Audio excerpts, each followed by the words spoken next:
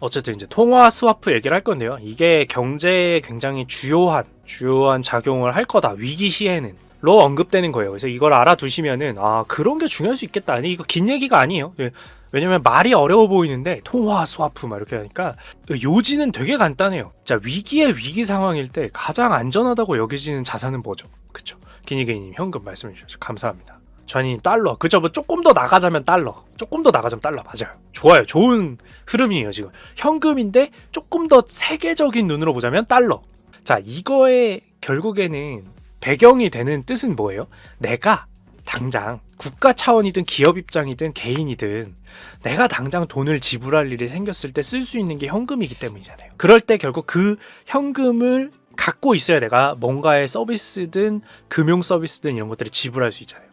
그러면 국제사회에서 기업이든 국가든 안정적으로 내가 지금 지불해야 되는 국가의 빚이나 국가 간의 관계에서 지불해야 되는 여러 가지 것들을 안정적으로 하려면 현금을 갖고 있어야 돼요. 이건 개인도 똑같겠죠. 근데 금융위기, 글로벌 위기 이런 게 왔어요. 그러면 정말 간단하게 생각하시면 돼요. 돈을 빌려준 은행이든 어디든 금융위기나 이런 게 오면 돈을 더 빌려주려고요? 일단 빌려준 거 갚으라고 해요. 당연히 돈을 갚으라고 하겠죠. 자, 그러면 그 돈을 갚을 때 국제적으로 먹여주는 돈으로 원래 계약을 체결을 했겠죠. 그러면 달러가 많은 게 좋겠죠. 정말 쉽게 생각하면. 그래야 내가 계속 빚을 갚을 수 있어요. 글로벌한 계약에서.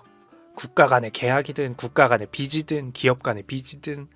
그렇기 때문에 항상 모든 경제 위기 얘기가 나왔을 때 우리나라의 달러 보유고가 얼마냐 또는 국가끼리 평가를 할 때 야, 저 나라는 체력이 좋다라고 할 때 달러 보유 자산이 역대급이다 라는 얘기를 하는 이유가 거기서 나오는 거예요. 다 필요 없거든요. 그 나라가 달러를 저만큼 갖고 있으면 미국이라는 국가가 공중분해돼서 달러의 가치가 휴지 조각이 나지 않는 이상 전 세계에서 달러로 거래를 하고 있기 때문에 저 나라는 달러가 많이 갖고 있으면 위기가 와도 저 액수만큼은 빚을 갚을 거예요. 꾸준하게. 그죠? 이렇게 생각하면 정말 쉽죠. 그냥 그만큼 현금을 많이 가지고 있는 게 인정해주는 체력인 거예요. 자, 여기까지가 이제 왜 현금이 중요한가의 설명인데 어려운 거 없으실 거예요. 다른 투자 자산들은 저걸 팔고 그 다음에 그 판 대금을 받고 그 다음에 나한테 돈을 갚을 텐데 그런 거 필요 없잖아요. 현금은 그냥 나한테 바로 꽂아주면 되잖아요. 다른 투자 자산이 나쁘다 이게 아니라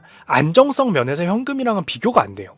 자, 이 상황에서 왜 경제 위기나 이렇게 나왔을 때 통화 스와프라는 것을 알아두면 야, 저거를 논의하는 게 굉장히 중요한 일이래. 그래서 아마 우리 국가에서도 그렇고 미국이나 각종 국가에서들도 통화 스와프를 논의할 거야라고 얘기하면 뭔가 이제 뭐지 저 사람? 약간 이럴 수 있는 그냥 일반 대화에서 당연히 금융 경제에서는 너무 상식적인 얘기인데 보통의 대화에서는 그렇겠구나라고 하게 되는 그런 이야기를 알게 되는 거예요. 근데 통화 스와프는 뭐냐면 쉽게 얘기하면 자, 우리나라 한국과 미국이 있죠. 자, 한국과 미국이 통화 스와프. 자, 통화는 그냥 현금이에요. 현금.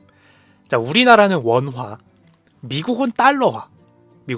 그죠? 각자의 통화.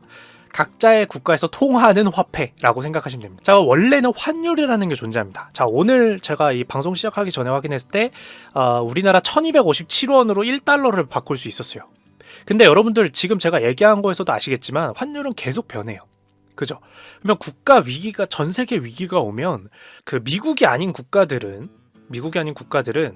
통화 가치, 즉 우리나라는 원화, 중국은 위엔화, 브라질은 저기 또 레알화, 헤와라라고도 하죠. 어쨌든 그런 돈들은 굉장히 가치가 낮아지면서 힘들어집니다. 자, 그렇기 때문에 보통 달러화를 많이 구비하고 있는 거예요. 우리나라도 그렇고. 자, 근데 그러면 이제 달러를 더 구하고 싶어질 거 아니에요. 경제 위기가 오면 어떤 국가든. 그리고 뭔가의 빚을 계속해서 갚기 위해서 달러를 더 구매하고 싶을 거 아니에요. 어떤 국가든. 근데 경제 위기가 왔을 땐 달러 가치가 비싸진다라고 했잖아요. 달러가 안전하니까. 변할 거 아니에요. 고정되어 있는 값이 아니잖아요.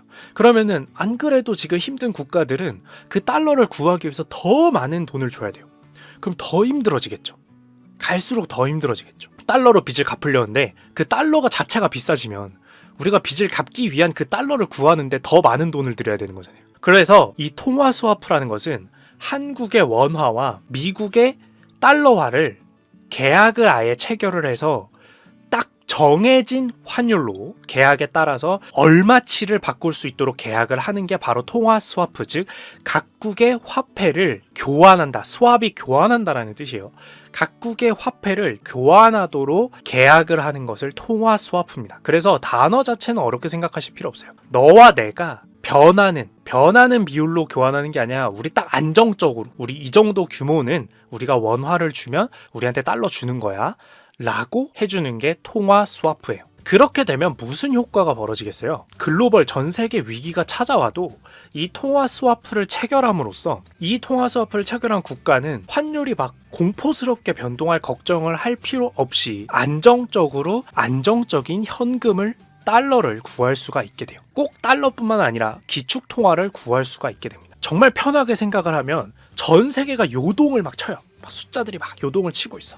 근데 딱 고정적으로 저 나라는 딱 요 고정적인 비율로 현금을 구할 수 있대 라고 하면 저 나라는 빚 갚을 돈을 안정적으로 구할 수 있겠네.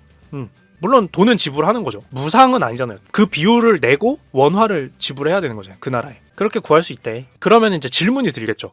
아니 미국은 그러면 자기네 나라 돈의 가치가 올라가면 더 비싸게 팔 수 있는데 그걸 왜 해주나요? 자기네 나라 돈 비싸게 팔려고 전 세계가 요동치게 두면 신흥국들이 망하거나 또는 안정적이라고 생각했던 국가가 달러를 못 구해서 흔들리게 두면 전 세계 글로벌 금융 증시가 하락하는데 미국 증시만 올라가진 않습니다. 결국에 지금 전 세계는 교역을 통해서 성장하고 있는 경제 관계죠. 근데 어떤 국가가 소비자들이 있는 국가거나 중국처럼 또는 어떤 기술로 생산을 담당하고 있는 국가거나 또는 그게 복합적으로 있거나 하는 어떤 국가들이 위기 상황에 몰리면 괜찮나요? 그러니까 미국 입장에서도 애초에 이거 원래 사실은 2주 전에 나왔던 얘기예요. 미국 입장에서도 다른 국가들과 더 통화 스와프를 늘려서 전 세계적으로 안정화된 기분이 들도록 만들어줘야 경제 금융 시장이 안정화될 것이다. 그렇기 때문에 미국도 통화 스와프를 확대해서 전 세계가 달러를 구하는데 어려움이 없게 만들면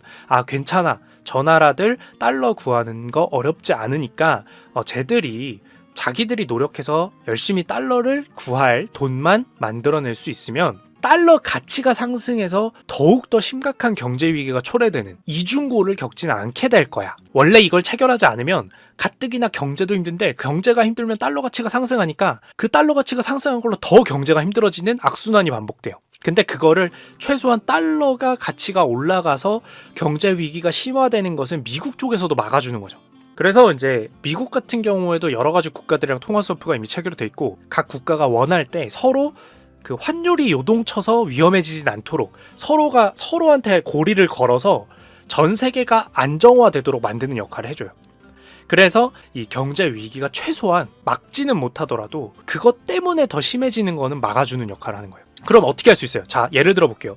예를 들어서 지금 1,300원까지 환율이 치솟아요, 달러가.